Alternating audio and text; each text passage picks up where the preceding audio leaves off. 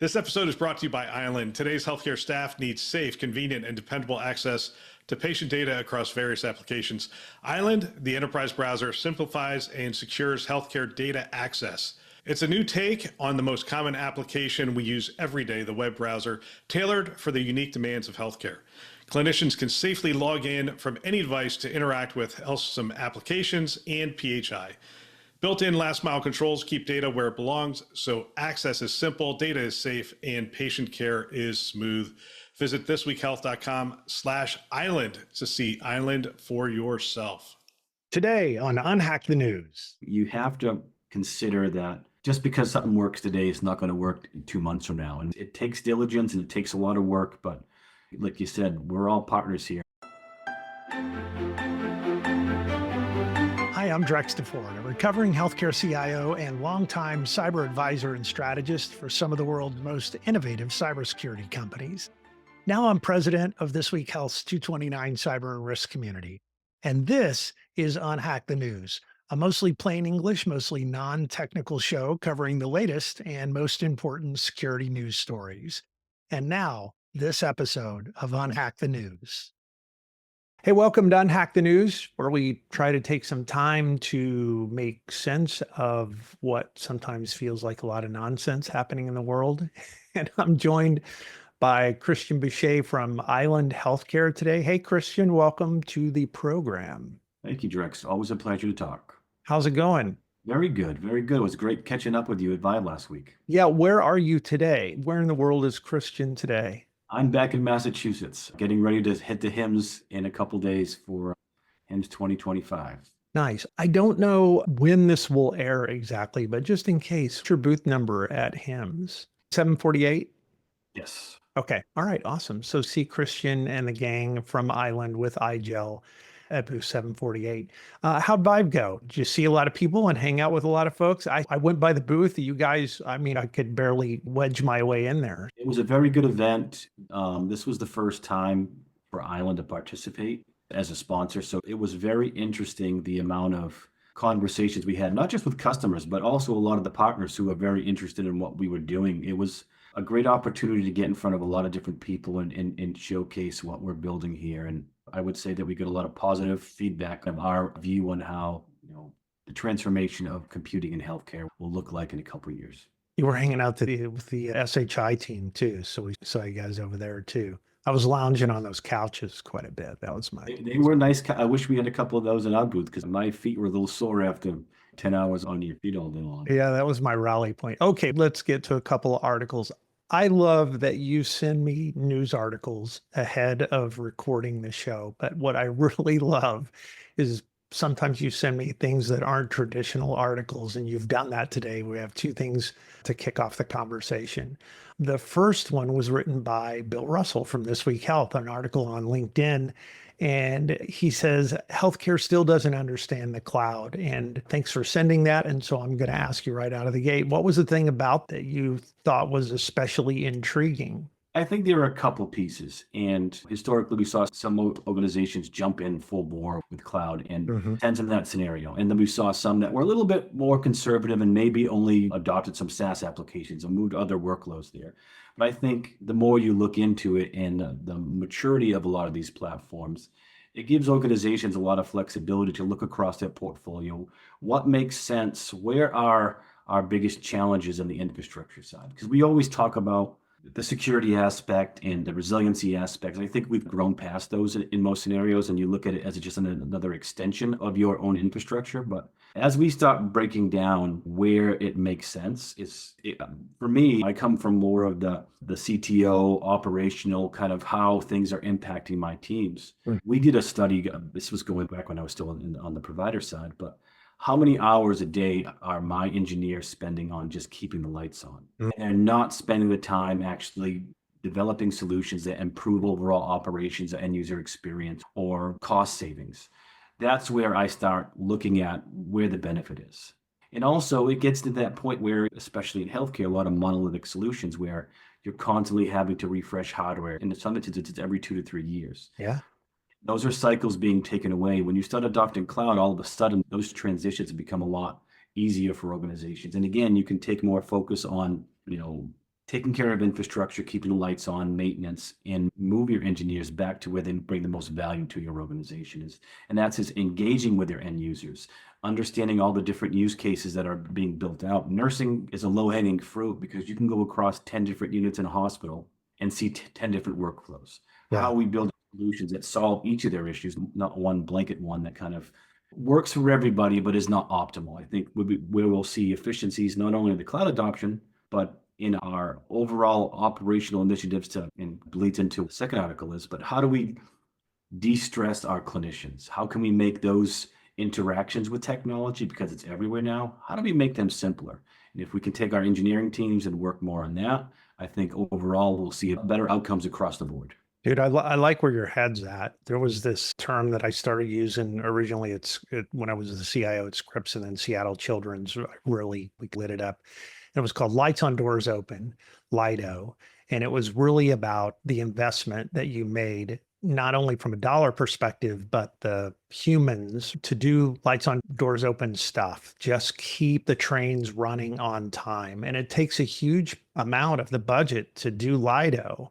And so Bill's argument here essentially is if you can figure out how to shift that LIDO burden to the cloud, you can take the people that are doing lights on doors open today and shift them into making life better for the clinicians and the business and the clinical and the research operators.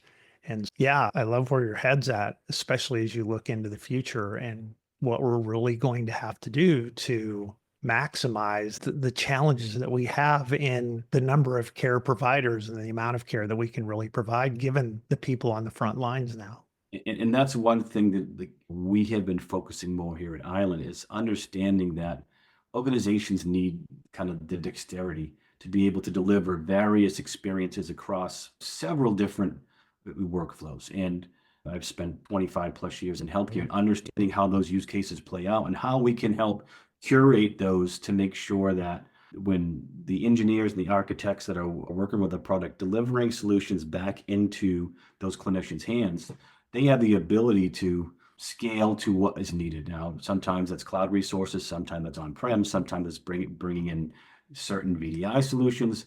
How can you curate that experience so it's on demand for each of those use cases, and at the same time make sure that the overhead for those administrators and engineers is lowered as well, instead of stitching together all these disparate experiences and deliver that in one. That's what I focus on a lot with our teams. I come from more of the end user side and understanding that, where a lot of our engineers are security based. So we're melding of minds here, trying to figure out the best ways to do those things in tandem, all at the same time improving user experience. Yeah, the user experience too, just giving them a consistent user experience, whether they're on mobile or on a tablet or on their phone or at a desktop-like device, whatever it is. They don't have to spend a lot of time thinking about, okay, I'm on my phone. How does this work on my phone again? How do I get to that? That is all sort of like just wasted time that they really should be focused on the patient, and we've distracted them with technology. Absolutely. It even bridges out into remote workers. How are doctors interacting with the technology when they're working from home, or partnered with a BPO that's doing medical coding or radiology? We've seen a big push in that recently. How do we simplify their ability to interact with your applications and data as well? Yeah. Hey, I want to move to the second article because I like this one too. This one's by David Muntz, a good friend from Starbridge Advisors. We were on the Chime board together once a long time ago. And I really love David, and I like the way that David thinks. And he has an article, a blog really, that is Beyond the Status Quo, 16 Transformative Steps for Healthcare in the Digital Age. This is part one. You sent it to me. There are 16 things. There are 8 of the 16 are listed in part one. Which one was your favorite? What prompted you to pick this article? What prompted me is that not only is my wife a nurse, so I interact with how she interacts with technology, and sometimes just and of course, by nature, a lot of her friends and a lot of my friends are physicians, and their struggle with adopting new technologies or delivering. So it really comes back from that user perspective at my point. I really enjoy trying to, even historically, work at elbows distance with physicians, trying to understand how they deliver their care. Because in reality, our job as leaders is to make that as simple as possible or make it as like as possible. We're bringing in all these foreign barriers. And I think back to a story early on in my days in healthcare where we were implementing a new technology and we actually had doctors that were like, if I have to do this, I'm going to leave the organization. It was very traumatic for some individuals. And I think it's progressed significantly since then. But we have to understand from their perspective. And I always try to be able to look at things from everyone's viewpoint, because really, when really get down to it, their job is to take care of patients. What we're asking them to do is far beyond what they signed up to do originally. Every single step that we can make to make their lives easier, and I think we mentioned this earlier, I'm not sure if it was pre-call, the investment that we're making in technology shouldn't have a negative impact on the people that we're trying to help. And that's where sometimes as engineers, we look back and we think, oh, we know how to fix this. This is very simple, 1, 2, 3-step process. But when you take a step back and really look at how those nurses are working on the floors, you can step across 3 different units on the same exact day and see nurses interacting with technology totally differently. If it's a post, if it's an ER, if it's a critical care unit, if it's an oncology unit, everyone has to be comfortable with how they're interacting with technology. And I also feel they don't know what they don't know. Like, they see the technology and they like, I think I'm supposed to do it this way, but what can I possibly do with it? So those real interactive sessions, we had an innovation unit back at one of our hospitals where we would bring new technology, new applications, new devices out to the floors, and they signed up to be part of that process. And they were a split unit, so they had a couple of different units on the floor. So they actually had different interactions depending upon which unit they were interacting with. So it gave us a lot of insight, and we were able to really curate specific experiences for those clinicians. Some of them really liked the tablet base because it was more of a pediatric unit. So we had the ability to look at their workflows, how it made sense to them. The other group, they really liked the workstation on wheels, and one other one really drove to PCs in rooms on the walls, so they didn't have to worry about bouncing around the carts and all that stuff. So it gave us a lot of insights into how different it actually is. We may think all nurses work the same. It's not even close to that. It's amazing how different you can see different. Don't get me to the doctors because they're very similar. We had everybody wanted to do something different, so it was very interesting. But the whole adoption of technology has to be a partnership with those groups, and understanding that one size doesn't fit all. Just in technology, we can't assume that one EHR operates the same as the next EHR. They're all different, and we need to look at those individually as we start engaging with those specific populations we're hoping to help. Yeah, we talk about people process technology, and I think you're right. It's really important that we don't think of people as robots. We want to have good standard processes and good standard work. It takes a lot of the variation out of the practice of medicine, which can be good for the ultimate customer, who is the patient. But as you partner with your clinicians, and I used to talk about this all the time too, our customer is the patient. Our doctors and nurses and lab and rad and pharmacy, those are our partners to be engaged in the provision of great healthcare to our patients and families. We have to build tech that doesn't cause them pain, right?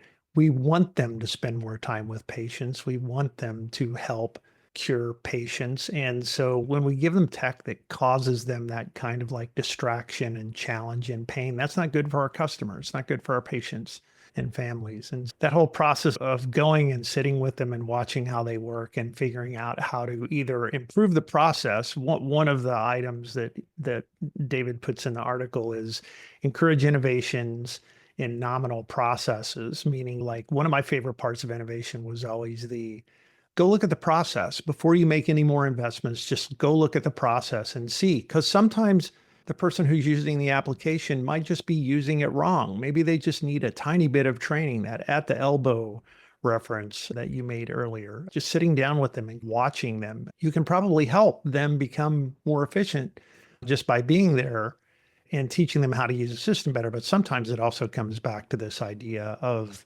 we also need to adjust the application or the way the application is delivered, because that makes their life easier too, right? Yeah, are we delivering the right tools at the right time for them? And of course, you have some disparity in understanding of the interactions, especially, recently with you have a lot of travel nursing involved. So Mm-hmm. how do you make it repeatable enough at that base level so that you can onboard in a seamless manner? But at the same time, it's constant refinement. I can remember we would have biannual kind of reviews of the technology that we were implementing to make sure it was working the way it was supposed to. Not that we didn't have active communication with the teams, but sometimes things like we had a certain medication scanner that was problematic and we Yeah, didn't things know. becomes irritant for them and they just start to live with it as part of the normal part of the process. And you walk into a nursing station and we see a box full of them. These need to be repaired?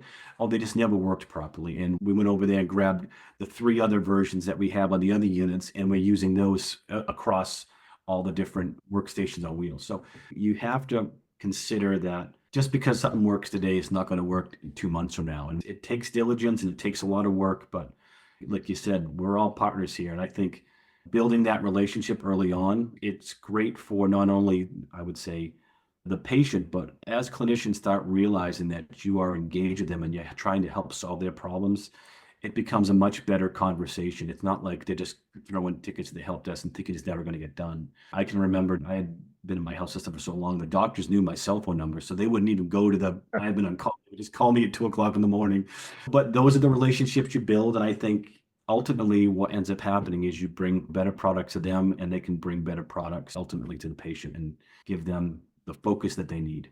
Thanks for being on the show today. I really appreciate it. It's a great conversation. As with several of our guests, I feel like I could go on forever talking about some of this stuff, but I really appreciate you being on the show today. And I'm looking forward to seeing you next week. Hope our paths cross. I will make an effort to find you. Thanks for tuning in to UnHack the News.